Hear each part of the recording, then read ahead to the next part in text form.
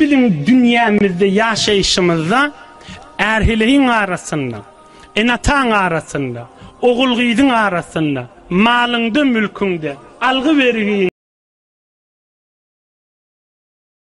vardır. Sana ağır geçenler, yönü şu kıyınçılık, Hudayı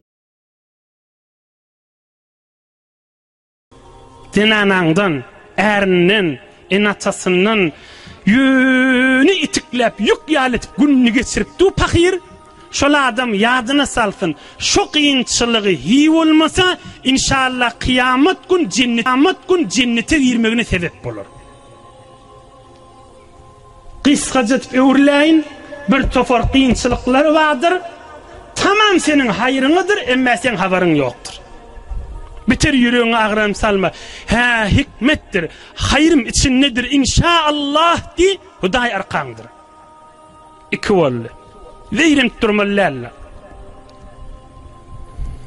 Üçüncüsü mana hakkıdır. Ey yaş oğullar, ey hacı dedeler, ey cavan dostlar, zindiginizde erhileyin arasında, enatanızın arasında, ya öylenecek bolyan bir nefer sana adalcak boltur ya adalıptır şonun arasında. Yüreğinde bir ağır dert ba, şonu çözüp bilenak, hal edip başaranak. Şonu özün çözecek bolup, hutkuri edip, öz etin özün ip günün güymama. Şu derdini bir alim, bir hakıllı, emin adam minin geniş. Qaytay deyin, zindigide her kim özüne öğren müşkili oluyor, birininki ağırrak. Şunu hiç kime aytmani, öz yanından özü, işini istedi, idarasını istedi, bazarını istedi, mescidi istedi, özü halledecek bulup, içi bağırını yakıp dargadıp bariye, 20 yaşında ocura olsa 40 yaşarsın. 40 yaşında 70 yaşarsın. Sogabı da yok, bir netice olur. Müşkil olsa bir önemli alim, emin adamı geniş. Tarap sana haklaydı bilmese de hiy olmasa şu derdi aydansan yükün yengliyer. Derdin bölüşen yalı olur. Telefon menen aytsan da, huzuri aytsan da, özün tanıdıp aytsan da, tanıtman aytsan da, içinde dert saklap, özün çözecek bolup, özün heletecek bolup, helak bolama, kadrin mil aydılyan hakıllan. Geniş bir alim, emin adama. Dördülence hakıl. Her kim öz hakkılından, verenliğinden razı bolan zaman oluptur. Aham, ey cemaatler, ey insan, bizim ulukan 4 merhalemiz vardır. Bir merhalemiz enemizin gövresindedir, enemizin gövresinde. Allah Teala aytiye, fi zulumatin selasya, enemizin gövresinde 3 karanlığın içindedir diye. Yani enen içi şekem, için içinde rehem, rehemin içinde kiseye abın içindedir. 3 karanlığın içindedir diye. İnsanın evvelin merhalesi enesinin gövresidir. Enen içi, içinin içinde de rehem, oğlun yatakta, onun içinde de su kiyen içinde. Ve evvelki merhale. O merhaleni geçiriyor, ene ikinci merhale, dünyanın merhalesine geliyor. Neçe merhalesi var adamın? 4 merhalesi var. Biz şu mahal 2. merhalede.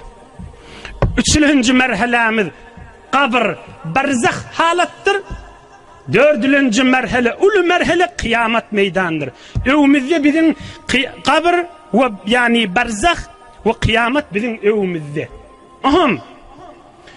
Onun bunun kefini kulağa asıp dağı, kabrın kıyametini yakıp ahirete gideğamaylim.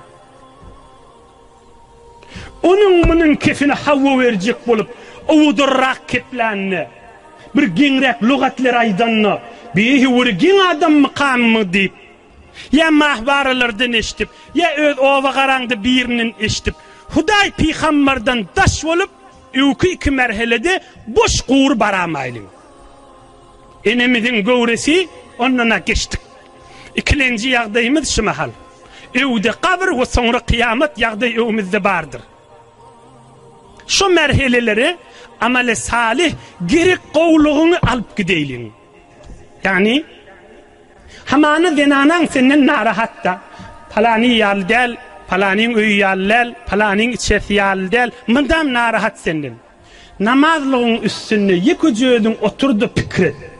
We min şu zenanan marada, şu adamy marada, şu inatan marada Hudaýyň buyrugyny hani ýetirdimmi göreýin? Hudaýa şükür kemini goýmandyryn. Tamam boldy, on kefinden çym inni narahat bolma.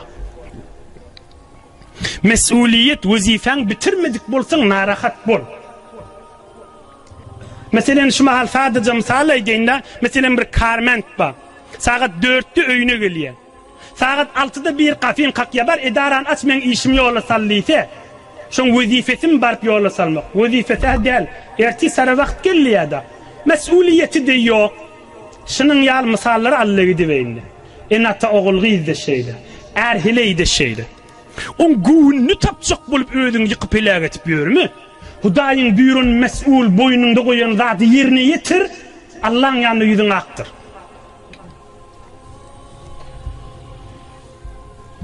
Altılancı hakl.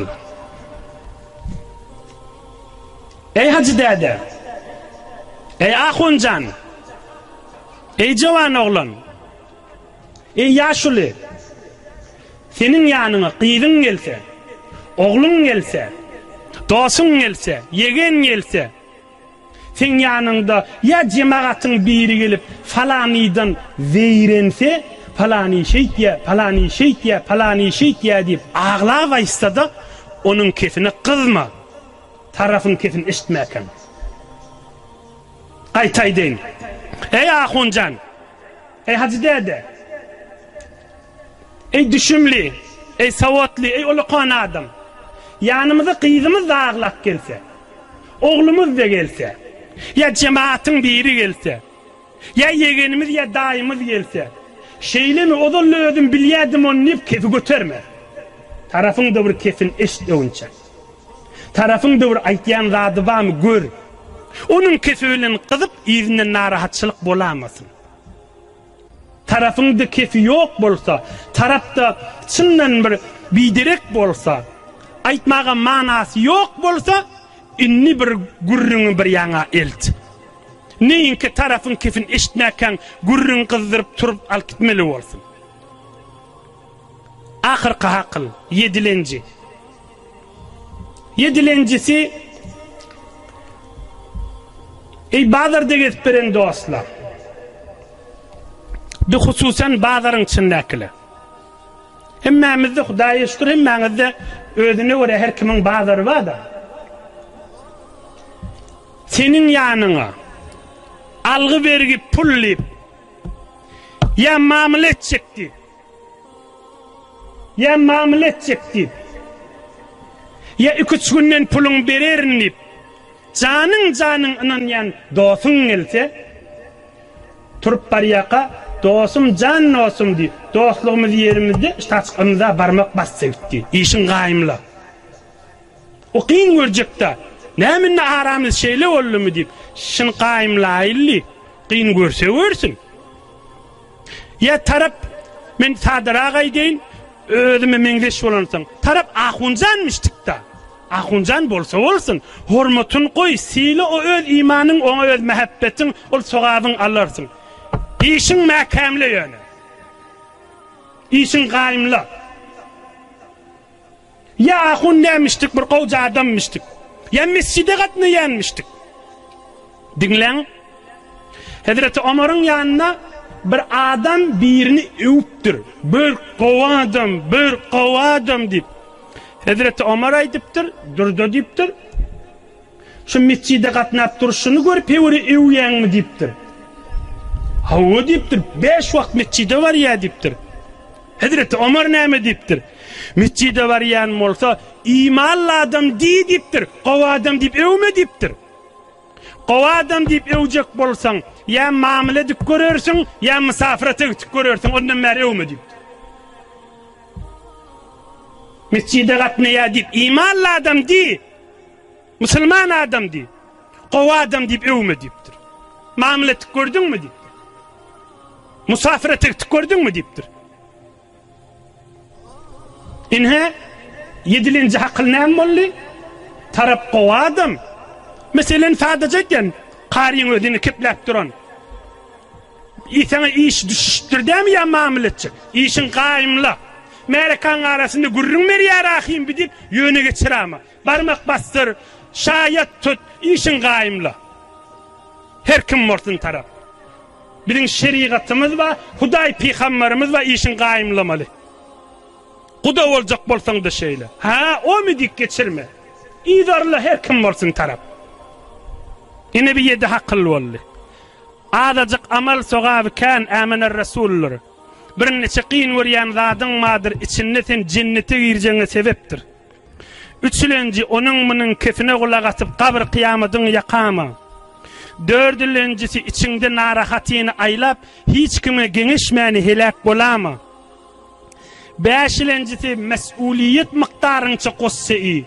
Güğün tapçak bolup yıkılık kalama.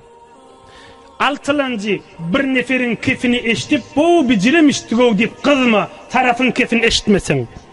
Yedincisi işin makamlı taraf doğunun da olsa, dosun da olsa, ahuncanın da olsa. Ya her kim olsun.